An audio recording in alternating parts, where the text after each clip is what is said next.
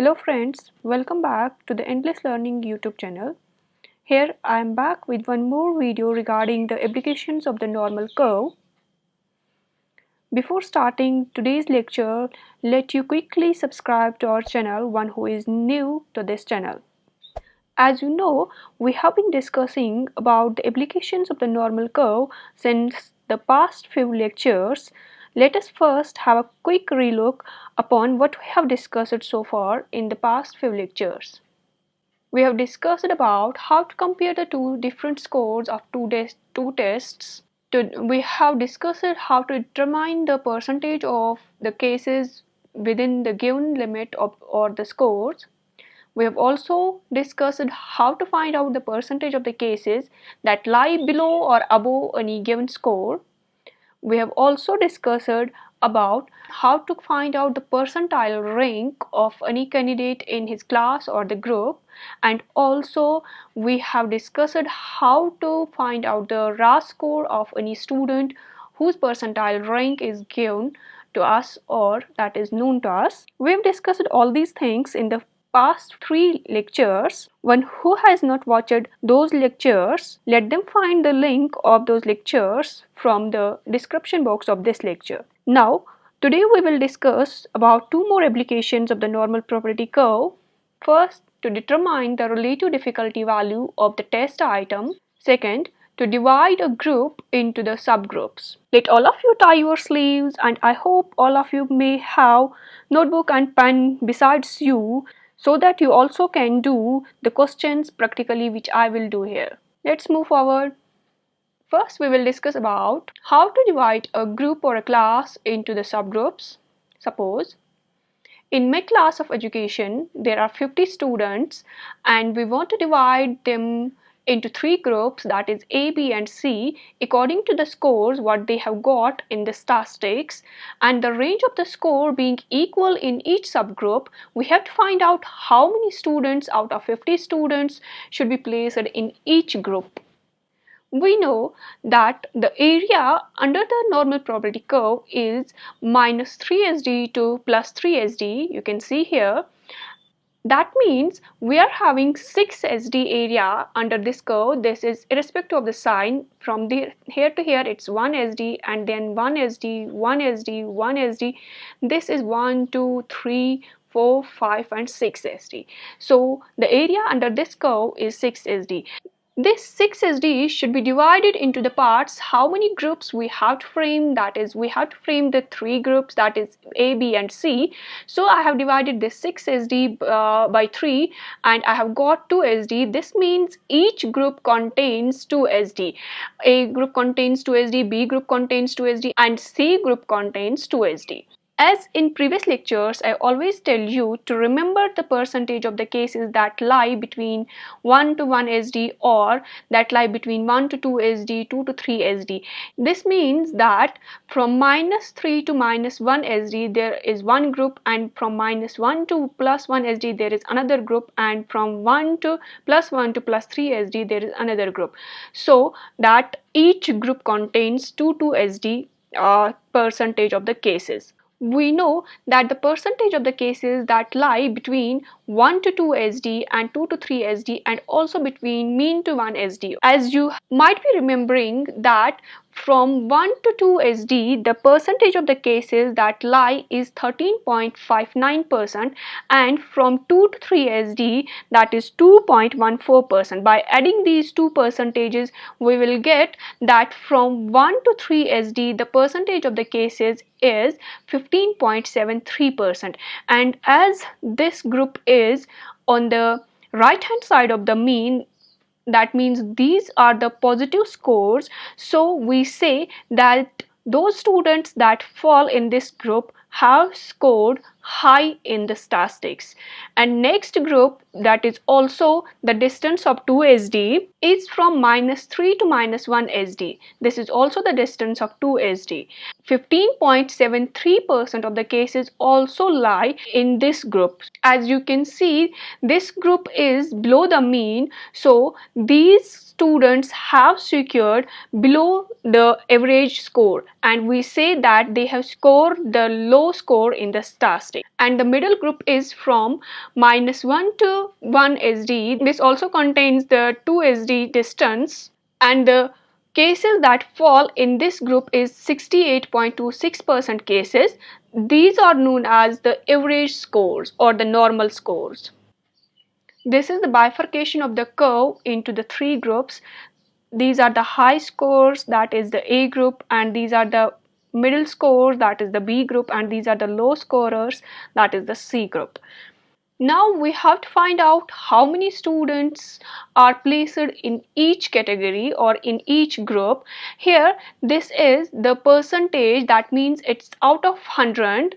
This means that out of 100, one group contains the 15 or 16 students, and this middle group contains 68 or 69 students. But we have not the 100 students, we have only 50 students in our class. So the percentage of the group A is 15.73%. How many students will be out of 50? How many students will be in this percentage? That is, you have to calculate, and that is 7 or 8 students will fall in the group A. And then the group B, the percentage of the students that fall in group B is 68.26 students. It's out of 100, and you have to multiply out of 50. So out of 50, the students, 34 or 35 students will lie in the average score or the normal score. And then there is group C. The group C also contains the 15.73% of the students out of 50, that is 7 to 8 students. Okay, that means the high scorers in the statistics may be out of 50, 7 or 8 students, and the low scorers out of 50 may be 7 or 8 students. Now these are two values, because you know that there is no half student. When we calculate 15.73% out of 50, that might come in decimal points, so we round up that to higher value or the lower value. I hope you have got how to divide a group into the subgroups. Next we have to determine the relative difficulty value of a test item. As we frame the test and how to check the relative difficulty value, is the question or is the test item easy or difficult? How difficult is it? Suppose in a standardized test of education, I have two questions, question A and question B. 45% students solved the question A correctly, and 38% students solved the question B correctly. Let me suppose that this is normally distributed data, and we had to find out the relative difficulty value of these two questions, and also we have to explain the difficulty level of these questions. Let's make this question easy by making the table. Here in first column, I will write the question numbers. I have two questions, A and B. Suppose you may be having more than two questions. And in second column, I will write the percentage of the students who have successfully answered the questions. Question A has been answered by 45% students successfully, and question B has been answered by 38% students successfully. And in next column, we will write the percentage of the students who have not successfully answered the question. This means that 100% students are there, and only 45% students have answered the question correctly. And how many were unsuccessful? That is 100 minus 45, that will be equal to 55. So I have written that 55% students have not answered the question A correctly, and 62% students have not answered the question B correctly. Then in next column, we will write the percentage distance of mean of the unsuccessful students.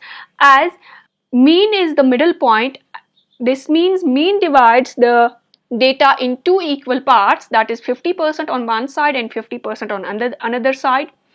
So here we subtract, because this is the bigger value, so 55 minus 50, that will be 5. This means the students who have not answered successfully the question A is 5% distance from the mean, and in second case in question B, that is the 12% distance from the mean, which are the unsuccessful students. Then from NPC table we check the value difficulty level that comes out to be for the question A, that is 0.13 SD, and for question B, that is 0.31 SD. As I have already told you that in the normal probability curve 50-50% cases lie on the both sides of the mean. So the mean of the normal probability curve is that point which is shown as 0, and in normal probability curve the explanation of the difficulty level is done on the basis of the standard deviation minus distance. So if the question is at the positive side of the normal probability curve, means it's having the positive value of standard deviation, then the question will be more difficult. Here you can see which has larger value of standard deviation, that is in question B. So we can say as the question B lies more away from the mean than the question A, you can see here this is only 5% away from the mean and this is 12% away from the mean. So the question B is difficult than the question A.